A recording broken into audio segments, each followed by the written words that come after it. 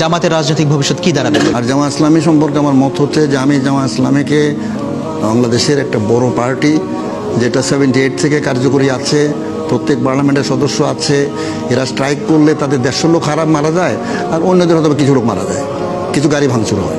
সুতরাং এই যদি সন্ত্রাসী বলা হয়, তাহলে ছাত্রলীগ আরও বড় সন্ত্রাসী। 193 দিন হরতাল করছিল একটি দল, তারা আরও বড় সন্ত্রাসী। তাহলে আমার মনে হয় জামাত ইসলামীকে ব্যান করার কোনো সুযোগ নাই। কোনো ডেমোক্রেসিতে কোনো পার্টিকে ব্যান করা হয় না, কোনো ডেমোক্রেসিতে কোনো পার্টিকে ব্যান করা হয় না।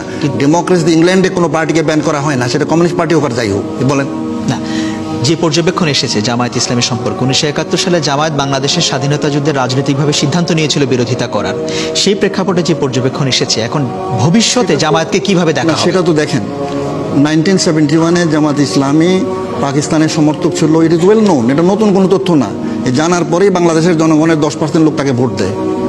এটা জানার পরেই জামাত ইসলামীর এই অন্তত লক্ষ লক্ষ কর্মী আছে, বা শিবিরের লক্ষ লক্ষ কর্মী আছে। আমি মনে করি জামাত ইসলামী একটা মেজর পার্টি হিসেবে বাংলাদেশে টিকে থাকবে এবং থেকে যাবে, কিন্তু তারা ক্ষমতা যাবে আমি বলি না, কিন্তু they will remain a major force in the country. এবং ইসলামের পক্ষে যে মেজর ফোর্স হিসেবে তারাই থেকে যাবে এবং হেফাজত ইসলাম থেকে যাবে।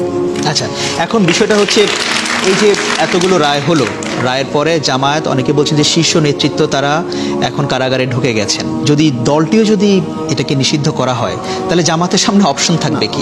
আমার জানা আমি ফ্র্যাঙ্কলি জামাত ইসলামের অনেক নেতাকে আমি জানি। মিড লেভেলে যাদের যে লিডারশিপ আছে, এটা একেবারে শূন্যতা পূর্ণ করে দিবে। তারা একেবারে শূন্যতা পূরণ করে, ইনফ্যাক্ট শূন্যতা পূরণ করে দিয়েছে।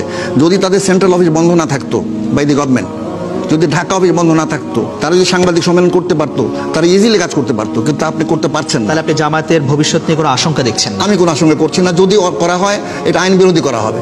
যদি কোনো সরকার, যে কোনো সরকার হোক, তারা যদি করে, তারা অন্যায় করবে। ধন্যবাদ আপনাকে।